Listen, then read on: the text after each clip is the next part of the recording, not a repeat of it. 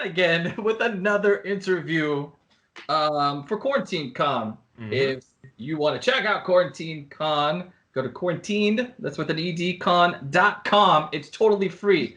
Click the tickets link, get your free access to all the goings-ons that's happening right now. Did you guys know that Jarek and I co-host a TV show called The Adventure Begins? We do. Right. And it drops every Thursday on certain social media platforms as well on Roku TV for me and for you. That's right. We do stuff like talk about upcoming comics. We have game unboxings, different tab talks as we call them. We do funny jokes and skits, or at least we think they're funny. We'll talk about some other fun stuff that you get while watching. So make sure to check it out every Thursday on certain social media platforms. And then also on Roku for me and for you. Gotta get with it, man. Gotta get really into it. Right on. Hey, man, our very next guest. Let me ask you a question. What do the Misfits, Lon Chaney, Alfred Hitchcock, Billy Bob Thornton, and BadMonn all have in common? They're all weird. No, they've all been drawn by one of the coolest, smartest, raddest cats I know. BadMonn Studios owner, my friend, happens to be my uncle, Flynn Prejean, ladies and gentlemen. What's up, dude? Not much. How are you guys doing? Oh, we're good. I'm exhausted, to tell you the truth. Yeah.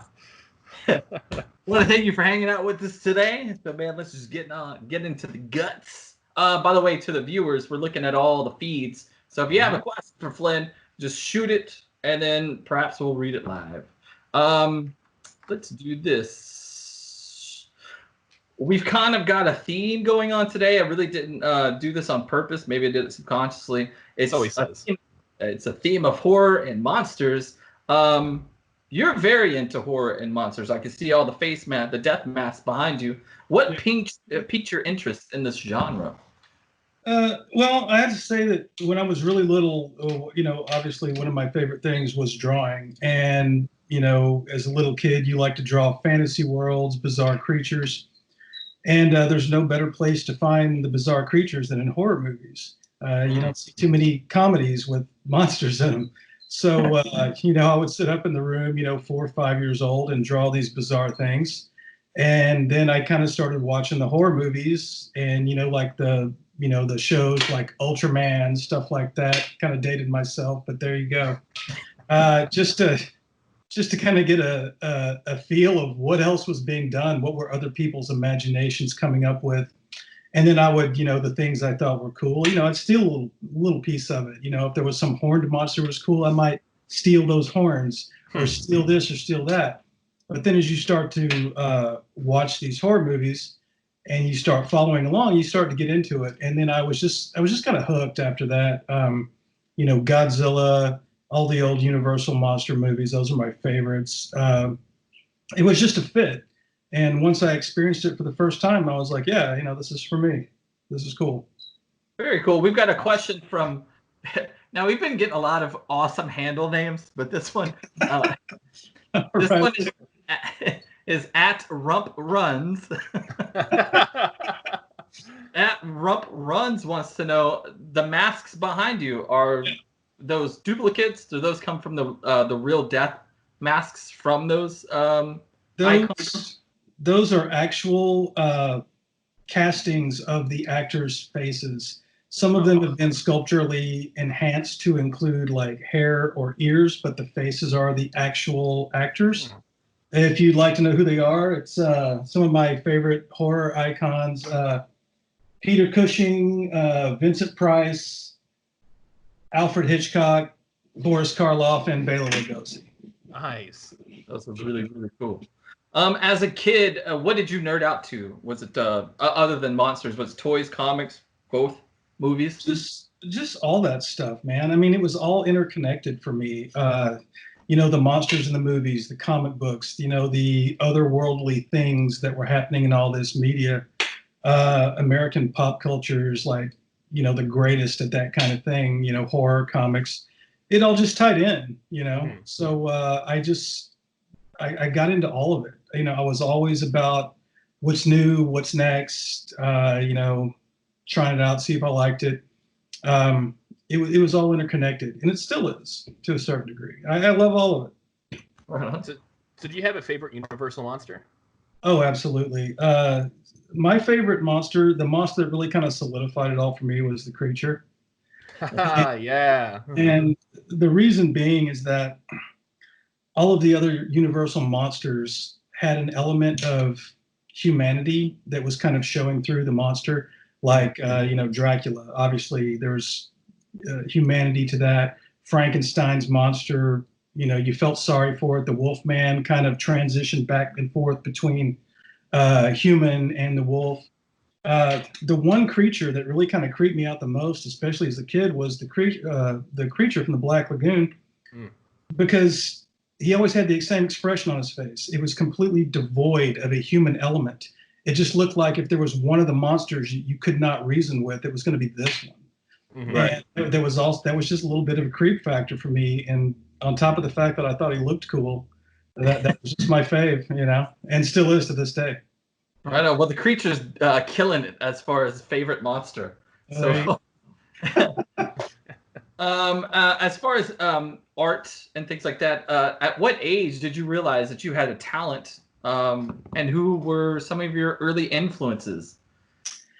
Well, at a super early age, I realized not necessarily that I had a talent, but I had an incredible joy in doing it. I'd be like 3 years old, and that's just what I wanted to do. I wanted to create environments and stories and this and that. And I guess the first time I learned that I might actually be decent at it was probably a couple of years after that. I was, showing drawings that I had done of, monsters to my parents. And the first thing out of my mouth was, "Oh, you traced that. What did you trace that off of?" And I was like, "I didn't trace it." And they would say, "Well, yeah, I saw you looking at a magazine with that on the front. You traced that." And I would go get the magazine, and my drawing in the magazine would be a different size. And they realized I didn't trace it. So, and then after that, they were like, "Oh, you're pretty good." And I was like, "Well, but it was never about being good. That was not the motivator for me. Motivator was just the joy of doing it. Right on. Did you have like any early influences? Yeah. I used to read all the those weird Tales from the Crypt and zombie magazines. They were kind of like Marvel magazines, but they were like kind of more horror themed. I used to read a lot of those. I thought the artwork in those was fantastic. Any of the prevalent comic book artists of the day, I think Jack Kirby is just the king. So I mean, not nothing. It's not a unique opinion. Not. I see Jack Kirby artwork, and it takes me right back to being 5 years old. Love it. And just the comic book style artists. That's basically kind of how I learned to construct drawings. Was just by emulating what I saw. And as a kid, you're not necessarily walking around museums or anything. You're flipping through comics. You're drawing the good guys and the bad guys, and then you start creating your own, putting your own little twist on things. And it was just great. It was just total escapism for me, but I had the extra, element of control by, creating my own stuff. I wasn't limited to what other people were doing. I was doing my own stuff, even though that was probably a, poor facsimile of what I was reading and trying to recreate as a 5-year-old. But it had some weight with me. I loved every second of doing that. So we got @breakfast_beast_dude 2001. Okay.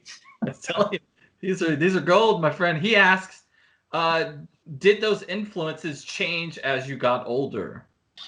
Yeah, absolutely they did. It's art, and your understanding of it, or especially the understanding of your own art, is something that never stops. You never cross a goal line and say, "Hey, I'm done." You don't. It's like you're always seeing something new. Like I said, I started off just watching TV show and movies, and I was just kind of putting my own twist on those on pen and paper. And then you started looking at comic books, and you were kind of looking at who was drawing what and how they were drawing it. and then you discovered something new, like you saw a Frank Frazetta painting for the first time, and you saw the Death Dealer for the first time, and you were like, wow, that's like a step above. So it's the influences are far too many to name, but I guess the point I'll try to drive home here is that you never stop being influenced. You never stop being influenced. You know, to this day, I'm looking around at other people's art, and I'm looking at what works, and I'm looking at, you know, something they've done or tried that I haven't done or tried. I'm like, ooh, that's kind of cool. How can I incorporate a little shade of that into my own? You know, it's you steal a little bit from here, steal a little bit from there, and you package it up and say, hey, this is all me. Even though that's not necessarily true. But yeah. Very cool. Yeah, we do that in music too. I forget what the exact saying is, but they're saying it. It's 100% accurate. And yes. I'm not gonna remember it verbatim, but it's something about borrowing is whatever, but stealing is 100%. I don't know. All great artists steal or something. Yeah. No, something like that. Yeah, we butchered that one. Tell us in the comments how bad we butchered that one. So, as far as your artwork goes, what avenues, as far as training or schooling, did you take to get ready for what you're doing now? Well, I mean, like I said, ever since I was little, I would try to emulate what I saw, and not necessarily the subject matter as much as what I was seeing on paper. Like, how do the ink lines, how do they become thicker and taper as you are, you know, creating a piece? I was trying to recreate exactly what I was seeing, and hopefully would be able to stumble along the process required to create that. So I thought I got pretty good at it, and I continued in art in high school. It was a nice break from your math and your English, you know, go draw for a little while. And then when I decided I was going to get serious about it, you know, I kind of had two schools of thought, and I was like, you don't want to go to college to study art because they're going to teach you to do it their way, and it won't be your way, and this and that. And then the other side was, hey, you know, maybe if you go study with other people, you'll be exposed to a lot of things, ideas, schools of thought, techniques that you may not have thought of on your own. Mm-hmm. So I did. I went to college and I studied art, and the latter was true for me. I was exposed to a lot of things that I don't think that I would have come across or tried on my own, and I'm really glad that I did. Very cool. Awesome. When it comes to advances in like the ease of digital, do you find yourself using computers and that type of technology more than the traditional pen and ink? I've tried to kind of walk a fine line between that. Now I've got the best of both worlds here. I've got like a Cintiq, you know, HD drawing tablet, you know, G-Clay printer, scanner, all the Adobe software. But, you know, back there, I also have a drawing table where I just put pencil to paper. And, you know, some of the digital technology is a game changer in terms of saving time, which is fun. And but sometimes I like the tactile sensation of pencil on paper. And so I don't completely get away from that.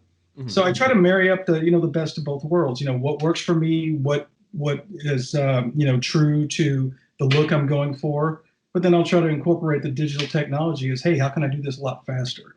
You know, how can I get through projects? Because I've always got, 2, 3, 4 projects waiting, and it's good to move along at a pretty good clip if you're able to do it. Very cool. Totally. So you were a comic book artist for a lot of years. The Rock Knees comic, and I still got mine. And we just talked to Lyle, and we talked a little bit about the Ghoultown comic and all that. But that kind of fell by the wayside because you're doing a lot of gig poster art now.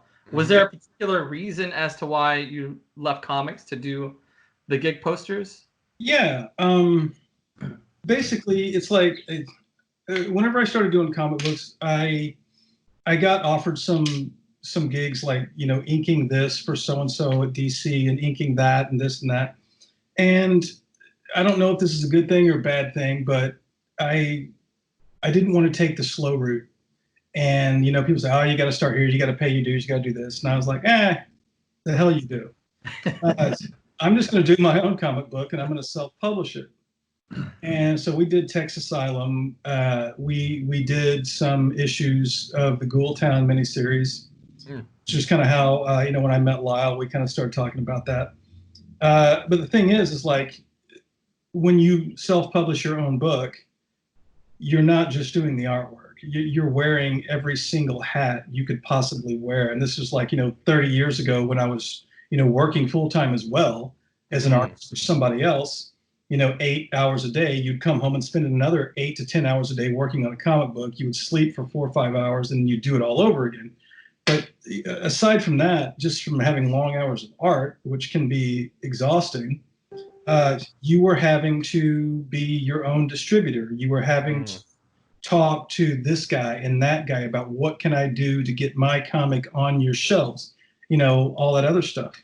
And it became so, you know, harrowing after a while. I was like, I just can't keep this up. And, you know, so one of the things I said, you know, kind of said to myself was that, you know, it's like the perfect gig would just be like, just drawing the covers, just draw comic covers, because it's the most fun thing to do. You know, everything's loaded in the cover. It's the big dynamic piece of art. You know, the interior art, they're sitting around having discussions at the water cooler, and who wants to draw that? But, you know, as this was going on, you know, friends of mine in the Houston, Montrose area, I knew a lot of people that played in bands and stuff. And, you know, it was becoming more and more frequent. These guys in these bands were coming up and they're like, oh, hey, man, you know, you're an artist. You draw. You're an illustrator. Will you do a album cover for us? Or will you draw a gig poster for us? And I was like, when it first started, I was just sort of rolling my eyes like, oh, dude, you're taking away from my gig here, man. It's like, well, we'll pay you. So I started doing it. And then then a light bulb went on over my head, you know, that was like, you know, doing these gig posters is almost the exact same thing as doing comic covers. So it was just a nonstop stream of gig posters. It was just a one-off. You weren't doing 31 pages of other art to support with that piece of art. You were just doing the gig poster artwork. And the more I thought about it, I was like, you know, this is a blast. This is really cool. I love comics and I always will, but from a logistics standpoint, you know, if I was going to be in it on my own and operate BadMonn Studios as the owner and the main source of labor, I was going to have to do what worked, and gig posters really worked for me. So that was how the transition happened. Pretty natural transition, you know, but that's how that happened. Well, I opened up a box of old comics and I still got tons of your stuff. And I read them, and they still, Text Asylum still holds up. I think it's a really cool comic. Thanks. Yeah, I mean, I'm just flipping through your website right now, just the stuff you've featured. It's beautiful. Like, thank you. You're right. It definitely does have that comic cover vibe, and it's a cool way to, like, you know, put it like that too. I never really thought of, you know, gig posters being like that. Yeah, that's like I said, that's exactly why I made the transition. It was the easiest call I ever did. You know, I'm not saying I want to do any comics in the future, but it's just my mind's not really there right now, and I'm totally happy doing what I'm doing. So you're, as far as gig posters go, if you go to a con or anything, you've got all your stuff up. You've got a lot of big names that you've done artwork for. Yeah. I mean, besides Rockett Queen, who was the first big band that offered you a job and you just got like so stoked about? Let's see, Rockett Queen, who are those guys? Yeah, I think I took pity of those guys because they were related. Yeah. We're the band who doesn't pay you to do our work. Oh yeah, those guys. Now I know who you are. Actually, one of the it's kind of a crazy story. It's a funny story. I did work for the Misfits for off and on for about 2 years. It was like every time. I mean, I designed tickets for them. Every time they had to have a piece of art done, I did it. And one time there was a venue in here in Houston that was doing a Misfits show, and not the band, but the booking agent and the venue reached out to do a marquee poster for him. And I've always been a Misfits fan from way back, and I was like, yeah, absolutely, I'll do that. So I did it, and at the show, I met, Jerry only very briefly, and we talked for a little bit, and I thought, yeah, okay, well, that was that. And the posters I had in the club, I just thought for whatever reason I was writing my name and phone number on the back of them. And it's like you never know whose hands are going to wind up in. And one day, about 6 months later, I was asleep, and I'm not a early morning guy, go figure, or a daytime guy. I was asleep in bed, and my phone went off, and I had no interest in talking to anyone for any reason. So, but this was back in the days of the flip phones. So the easiest way to hang up on someone was to answer the phone and just slap it shut. So I did that, and then the phone rang again, and same thing. Picked up the phone, slapped it shut, and went back to bed. 5 minutes later, the phone rings again, and I was like, "Who the hell?" So I look at it, and it's like some weird area code, and I don't know who it is. I just screw it, whatever. I just leave it there. And then I got up and listened to a voicemail, and it was like, "Hey man, this is Jerry. We're interested in talking to you about some art and blah blah blah." And I was like, "I don't know anyone named Jerry." So I didn't pay attention to it. And then later on, after I was a little more awake, I looked at the area code, and it was from New Jersey, and I put two and two together. And I dialed it back as fast as I could, and I was like, "Oh, hey, man." So that was the call where basically, at that show, he had gotten one of the pieces of artwork. He really liked it. He was commissioning some new pieces of art, and I started working for him. And, for like the next 2 years, every few weeks or month, they'd call up, "Hey, can we get this? Hey, can we get that?" And Jerry only is he's a really cool guy, and we've been friends ever since. That's so cool. And you've done not only obviously the Misfits, but you've done stuff. I mean, I've seen Halestorm, Motorhead, Puddle of Mud is a big one. Billy Bob Thornton's band. Yeah, Reverend Horton Heat, A Perfect Circle did some stuff with them a couple of years ago. Humphreys McGee. Yeah, it's been a lot of fun working with different bands and their management, and it's been a blast. Absolutely. So doing the gig poster thing, do you find it easier to get in contact with these bands networking wise than it was for comic books? Yeah, well, back, talking about comics, I never really tried to reach out to a lot of people in terms of comics, because I just thought I was just going to go my own way. The gig poster stuff, you do kind of have to be down with, the people that are wanting the posters. I mean, you can't just do whatever piece you want for any old show. If that was the case, I'd be doing Beatles posters. But so basically what I did was, I have a philosophy of always be working, and when I first decided I was going to do this, I mean, you can't just step into these high level situations and say, "Oh yeah, I'm doing this." You have to have a portfolio. So when I first started out and decided I was going to do this, I started to build a portfolio. And how I did that was I was going around to local bands, and I was like, "Hey guys, you seem like you're a cool band. I know you don't have any money, but the next time you have a big show come up, I want to do the artwork for you." And they were, I mean, who's going to turn down free art? No one is. But the thing of it is like I wanted to get into a situation of working with somebody, working through the process of developing something for a live show. I wasn't worried about getting paid for it. I wanted to develop the portfolio. I wanted to be working all the time. And then when I got to about 25 or 30 pieces in my portfolio, then I started reaching out to management. I started reaching out, with samples of the work. If the management company doesn't know who you are, which it could definitely be the situation, you got to do whatever you got to do. Right. Go to the shows with the artwork. put it in their hands. And I actually had some success doing that. And then I started going on the kind of little mini tour that the Rock Poster Society and American Poster Institute has, flat stock, where the gig poster artists get together. And a lot of music management comes through there. And then after I had been doing it and had a decent portfolio, I started getting calls and started getting emails from different bands saying, hey, you know, we talked briefly in Austin about this, but you didn't know that I worked for this band, but we want you to do something for the Cleveland, Ohio show next month. Mm-hmm. And it kind of snowballs from there, but you got to get out and hustle. And, you know, the old saying, it's not who you are, it's who you know.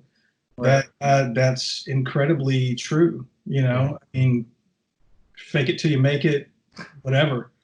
You know, I was determined that this is going to happen, and I'm going to do what it takes to make it happen. Mm-hmm. And as long as that's your attitude, you know, you never failed. You just haven't succeeded yet. As long as in your early stages you're thinking in those terms, you're good. You know, you just don't give up. Yeah. Make it happen. So there's you know, the saying, like, you know, if you do something you love, you'll never work a day in your life. It seems like you're doing what you want to be doing. It's fantastic. But do you run into issues with trying to, I don't know, do personal art now? Is it too much like work? Not really. And this is like but see, here's the thing. There's kind of a two-pronged answer to that. Mm-hmm. The first answer is the gig poster art, I make it my personal art. You know, okay. It's what I want to do. And, you know, sometimes you'll experience management companies from bands that really kind of want to have a hands-on approach to what you're going to do. They want to see what you're going to do. And then you have other, you know, bands and management that are just like, no, we saw what you can do. Just do whatever. Surprise us. So there's that. And in terms of like personal art that's just for me, not for anybody else, that was always very difficult to pull off. But, you know, here we are in quarantine, and yeah, there are no gigs going on right now. There's no concerts, any of that stuff, which sucks in its own right, which means that all of the industry that are associated with those shows is pretty much dried up as well. So there's no gig poster art going on right now because there's no gigs. Right. So every little side project, every pet project I've ever wanted to do, every little weird thing that was just for me, I'm busting it out now, and I'm doing it, and I'm having some fun there.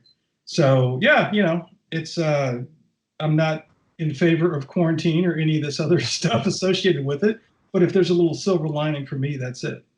Nice. So how many Beatles posters have you done then? Excuse me? How many Beatles posters have you done then? Oh, none. That means we're just gonna see some more artwork on your website. Mm-hmm. We've got two. One's more of a statement. Lee says, "I wish you would do Gary Stewart or David Allan Coe." So I guess maybe try to hop on one of them shows so you can please Lee. To Lee, I always kind of listened to David Allan Coe for a long time. You know, whatever his personal politics are, notwithstanding. I just always kind of liked his music. And I actually kind of jumped on. I was going to have the opportunity to do a David Allan Coe poster, but then something else came up and was kind of a bigger, better opportunity, and it never panned out. So, you know, maybe one day, but, you know, not yet. And then we have at Mount Movies 0780 asks, do you have a comic or gig poster piece that you would very much like to do? Like for most people, maybe be Spider-Man or Metallica.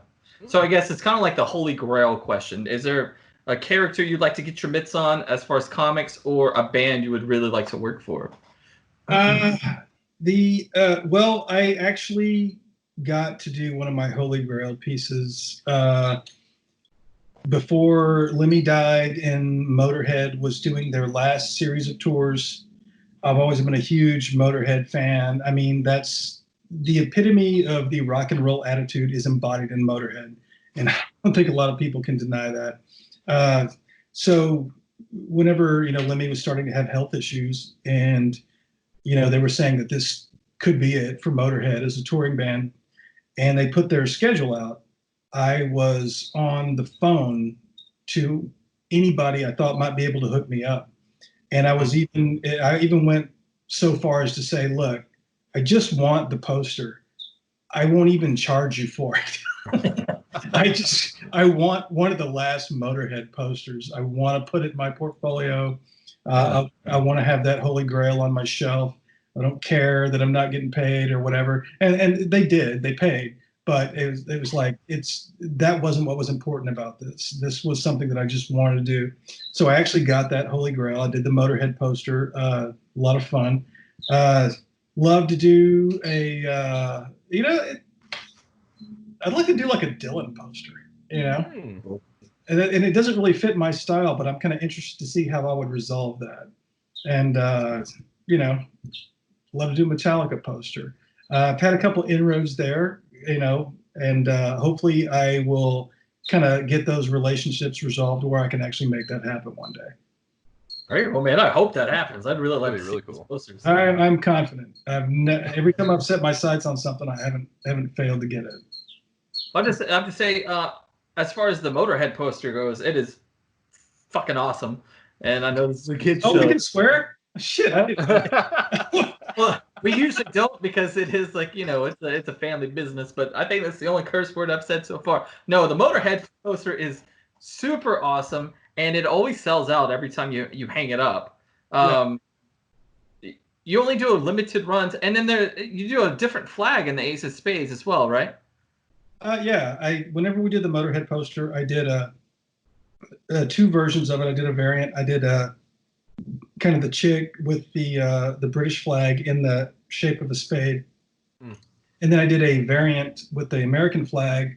And then I did a very limited variant with the Texas flag in the back with the black background. And I saved one for myself, gave one to two close friends, and then some online gig poster shop in Sweden bought the remaining 7. So those are gone. But yeah, Well, it's a very cool poster, man, and I really dig it. I wanted to talk about, before we take off, is your annual rock and roll poster show. Mm-hmm. It happens later on in the year. It's going to happen this year, right? Are you talking about the one at the brewery? Yeah. Oh, yeah, that's the plan. We every fall to winter we get together and some local artists, and we get together at a brewery called Sigma Brewing Company in Houston, Texas. They do a great beer. There's rock and roll, heavy metal blaring all the time in the brewery, and we thought it would just be like a cool venue because they're always blasting music. People are always there. It's craft brew, so I got together with a couple of good friends of mine and great poster artists. Kyler Sharp, look him up, and Billy Perkins art out of Austin, Texas. And so we thought it would be cool just to contact the owner of the brewery and say, hey, do you care if we come and show rock and roll posters, drink beer, and listen to rock and roll and just make a whole day of it? And he was like, no, man, come on. So we did it for the first time about 3 years ago, and it was so much fun. We did it second time and a third time. And barring anything bizarre, we're going to do it again. It's a blast. Mm-hmm. Just hang out, listen to rock and roll, drink beer, meet new people. It's a lot of fun. So much fun. It is a lot of fun. I've attended all of them so far. And I guess Saturdays are really fun because it seems to be pretty busy. And then everybody goes to the after party. And the artists have to go back and work, and I get to sleep in. So it's right. So yeah, man, check that out. It's gonna happen this fall. We'll post it. We'll do something. Anything else, man? You got anything coming up? Where can the folks find you online and all that jazz? Well, one thing that is very cool that I got to do, and this is a Holy Grail piece. I ended up getting in contact with the Chaney estate, the Lon Chaney estate. That's the Chaney estate of, Lon Chaney, who was the Man of 1,000 Faces. He was the original Phantom of the Opera in the silent film. Lon Chaney Jr.'s son was the Wolfman in the Universal Monster movie. So his family, Ron and Jacqueline Chaney, reached out to me about licensing some of my Universal Monster posters that featured Lon Chaney and Lon Chaney Jr. So this year at MonsterPalooza, which is a huge horror festival in California, the theme, it didn't happen, unfortunately. The theme of the show was going to be a tribute to Lon Chaney. So the Cheneys reached out to me and they said, hey, we want to do an exclusive poster for MonsterPalooza. Will you do the artwork? And I was like, yeah, absolutely, I'll do the artwork. So even though the show didn't happen, we're still going to do the artwork, hoping that the theme next year will be the same. And if it doesn't, we're still going to, make the piece available at lonchaneyentertainment.com.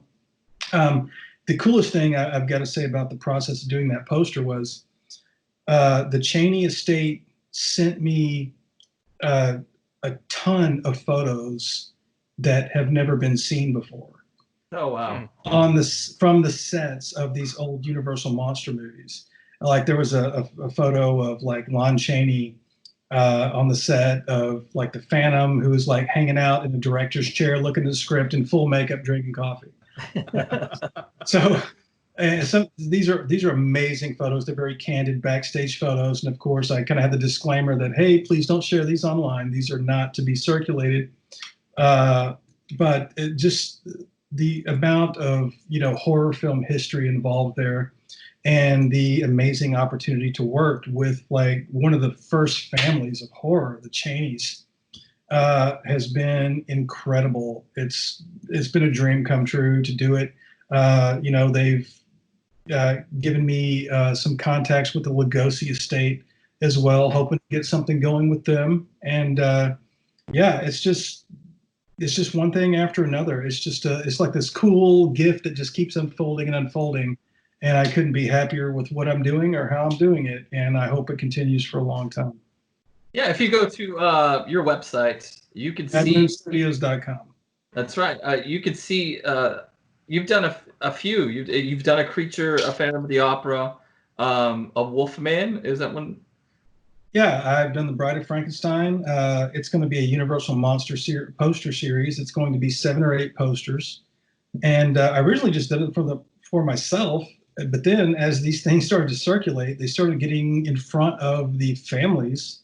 Mm-hmm. And I found myself being contacted by, these families about, hey, we saw what you did. It's really cool. Can we get something going together? And and I'm sitting there starstruck on the phone, talking to the Chaney family about, yeah, dude, you can totally license my Wolfman poster. Absolutely. So yeah, it's been a lot of fun, man. A dream come true. Yeah. And, I guess the only thing I could say just to kind of wrap that up is, to every teacher I ever had that ever scolded me in classroom with the phrase, do you think you're going to get a job drawing monsters for a living? Yeah, I did. Double middle finger. Well, especially you're doing a series right now too, and I wanted to mention this because it's one of my favorite series. You call it The Royal Family. Is that what you're mm-hmm.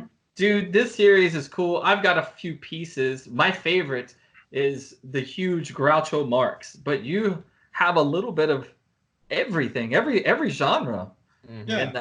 You want to tell the folks on some of the cats you got? Well, basically the idea behind it was, it's easy to come up with a piece of art thinking, oh yeah, I'll sell a lot of this, or oh yeah, I'll sell a lot of that. But it's my philosophy behind it was do what was important to me, do what I love to do, and I decided I was going to do a poster series of artists, comedians, musicians, poets, whatever, authors that had a influence on my life, in some way, shape, or form. And some of these were influences when I was like really little. Some of them are more adult acquired influences. So I decided to do a poster series of anyone that I thought was just groundbreaking, ahead of their time, at a certain point in my life. Like, I have a plan to do one of Gene Simmons, not necessarily because he's an influence on my adult life, but when I was 5 years old, the first time I saw Kiss, it had a huge impact on me because I was like, okay, people do that for a living. People get paid to do that. And my mind kind of exploded a little bit that I was like, oh my God, you can almost do anything you want. And Kiss was the band that made me realize that. I was like, it's the coolest job ever. It would be the coolest thing ever if you didn't get paid for it, and they're getting paid for it. Right. So, it's kind of, as my life went on, and I decided to just do who I thought was groundbreaking, not necessarily to the world, even though they could be groundbreaking on a global level, who was groundbreaking to me, who influenced my life. So I've got some scheduled in the series that, people aren't even going to know who they are, and they're not even going to have an interest, like I'm going to do one of T.S. Eliot, just because I love his poetry. Do I going to sell a lot of those? Probably not. But like I said, but I first and foremost, when I do my personal art, I do it for me. So, And that's all. That's the only person you have to do it for, right? Whether it's art or music or whatever. As long as you're happy with it, that's all that matters. That's absolutely right. Well, man, dude, I love you. I appreciate it. And by the way, he took me to my very first Kiss concert. We were underneath Gene Simmons. Yes, and not like in a lewd way, but they rise up on risers and things. But you called me, man. Hey, we took me to the Kiss show. It was like '96. And I was like, oh my God, are you serious, dude? And I think I enjoyed it more than you did. I was like just total freaking out fanboy. That was great. Let's go through the show, man. So Flynn, thanks a lot, man. I do appreciate it, man. I had such a good time. We always do. Our next interview is at 5 p.m. with someone you may or may not know, but you should know because he's in The Dark Knight Returns, Ant-Man and the Wasp, man. We're talking David DeSmulchin. He's got a brand new comic book called Count Crowley that's coming out, or that is out. We're looking for the trade. Quarantine Con is in full swing, so click the link in the description to check it out for free. Don't forget to visit The Adventure Begins on Facebook, Insta, and the website for all the upcoming events, as well as all these interviews like this one right here. Flynn, thanks again. I really appreciate your time today. And we didn't hear her giggle so much, but hey, Helena, how are you? All right. Thanks for having me, guys. I really appreciate it. There's some buzz.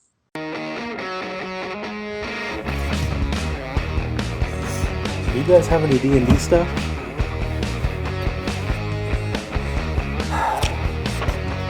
I hate busy days.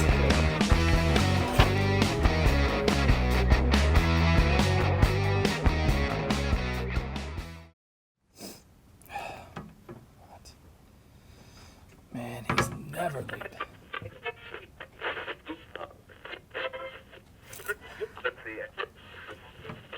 Come on, dude.